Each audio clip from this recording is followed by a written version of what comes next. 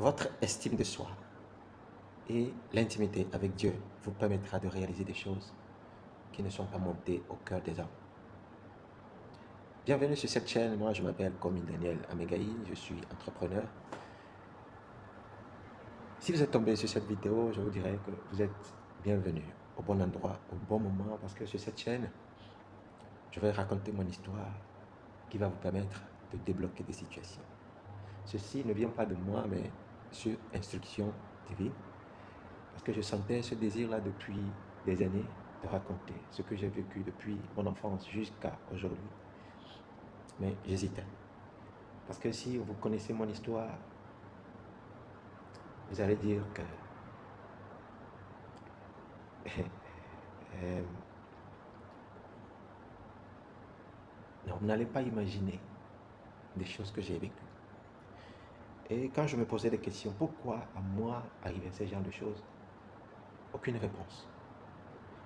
Aucune réponse jusqu'à ce que je fasse un rêve dont un homme apparaît dans ce rêve me disant, va, raconte ton histoire et de comment tu as survécu à des situations, de sorte que plein de personnes dans la même situation ou dans des situations à venir puissent trouver solution à leurs problèmes. Mais quand je me suis retourné pour regarder qui me parlait, c'était un homme géant. Et je lui pose la question, c'est quoi ton nom? Mais pourquoi tu me demandes une telle chose? Je ne te connais pas. Et il me dit, je m'appelle Emmanuel.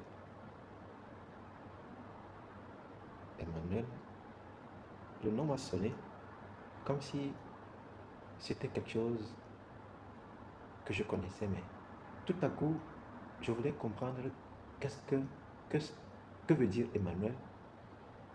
Et quand j'ai eu la réponse, ce que veut dire Emmanuel, c'est-à-dire Dieu avec nous, tout à coup mes yeux se sont ouverts et j'ai compris que en fait, donc j'étais en mission. J'avais reçu une mission. Donc tout ce que je vivais, c'est pour me donner, par exemple, des clés. Des clés pour pouvoir gagner, de quoi instruire des gens. Chers amis, ce que je vais vous raconter sur cette chaîne est profond. Je ne suis pas pasteur, je ne suis pas, comment dirais-je, un homme de Dieu. Mais je sais que j'ai reçu des choses que j'ai à partager pour sauver des gens, pour vous donner des instructions de comment Dieu fonctionne, de comment Dieu parle, de comment Dieu donne des instructions. Je vous assure que vous n'allez pas regretter.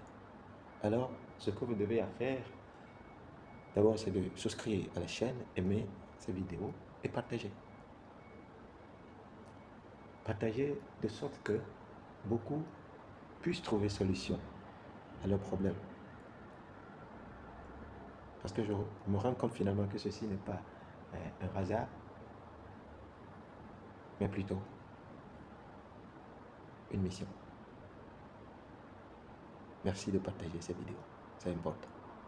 Alors, allons tout droit au but par des petites histoires que je vais raconter de ma vie professionnelle, ma vie enfantine, ma vie professionnelle, juste vous donner.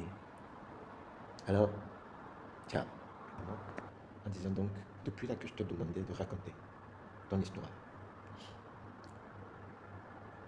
pour que des gens puissent comprendre certains degrés de fonctionnement de ma part, donc tu refuses. Ça va vous paraître un peu bizarre, parce que moi-même, je ne comprenais pas. Je ne comprenais pas jusqu'à ce que je fasse ce rêve-là. Donc finalement, je comprends que quand Dieu vous prépare à quelque chose de grand, il est capable de susciter des gens autour de vous pour vous rendre la vie difficile. Ce que je dis est profond. Dieu, dans sa grâce et amour, sa parole nous dit qu'il a une pensée de bonheur, pas de malheur à notre égard. Mais quand Dieu veut vous donner quelque chose, Dieu veut vous élever à un poste, Dieu veut vous élever à un niveau, à une dimension donnée, il vous prépare à cela. Quand je dis qu'il vous prépare à cela, c'est une gamme d'épreuves, une gamme d'épreuves que vous allez passer. Au point où vous allez vous questionner, qu'est-ce que des gens voient en vous, au point où à chaque fois, ils vont chercher. C'est-à-dire que quand ils entendent déjà une bonne nouvelle de vous, ils font tout pour bloquer cela. Mais Dieu, dans sa grâce, c'est suscite ces gens-là autour de vous, pour compliquer la vie, pour voir de quelle manière vous allez réagir. Voir si est-ce que vous allez lui faire confiance en revenant vers lui, demander, par exemple, des instructions. Demander, par exemple, un soutien. Ou bien vous allez affronter par votre propre comment, gré. Est-ce que vous reviendrez vers lui pour lui demander de vous supporter ou bien de vous donner des directives? Et je vous dis, si vous faites ça, vous avez des difficultés, que ce soit au boulot ou dans la vie active, vous rencontrez des difficultés. Si vous revenez vers l'Éternel des armées, vous lui demandez, voilà ce que je vis, aide-moi. Je vous assure que la solution que Dieu apporte, vous ne pouvez pas imaginer à quel point il est capable de vous aider.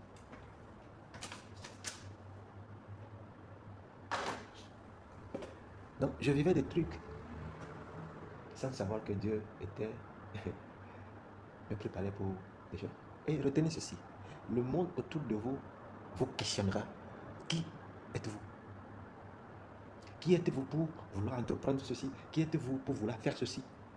Maintenant, la réponse à cette question dépendra de votre estime de soi, de comment vous vous voyez vous-même. Parce que vous savez, le diable a des modes d'action différents.